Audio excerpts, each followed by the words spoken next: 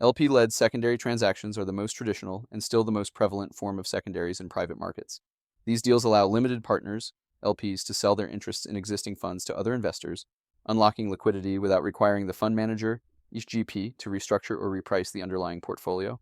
While GP-led deals have gained visibility, LP-led secondaries remain the backbone of the secondary market. What is an LP-led secondary? An LP-led secondary occurs when an investor in a private fund sells its fund interest to another buyer. The transaction is initiated by the LP, not the GP, and typically involves a direct transfer of ownership in one or more fund positions. These deals may be single interest sales or portfolio transactions involving multiple fund interests. The buyer assumes all rights and obligations of the selling LP, including undrawn commitments. GP consent is usually required as outlined in the fund's limited partnership agreement, LPA.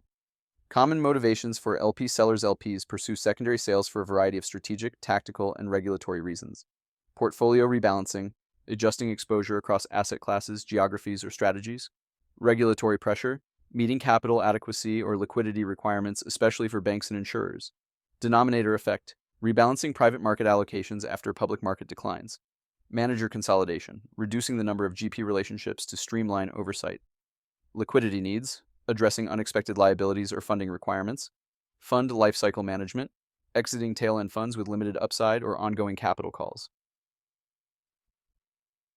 These motivations are typically portfolio-driven and not a reflection of dissatisfaction with the GP.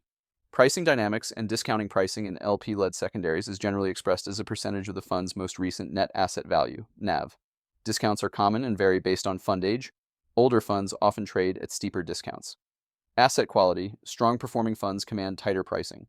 Liquidity profile, funds with near-term distributions may attract premium bids.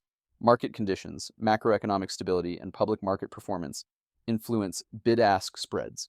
Operational considerations, executing an LP-led secondary involves several steps and stakeholders.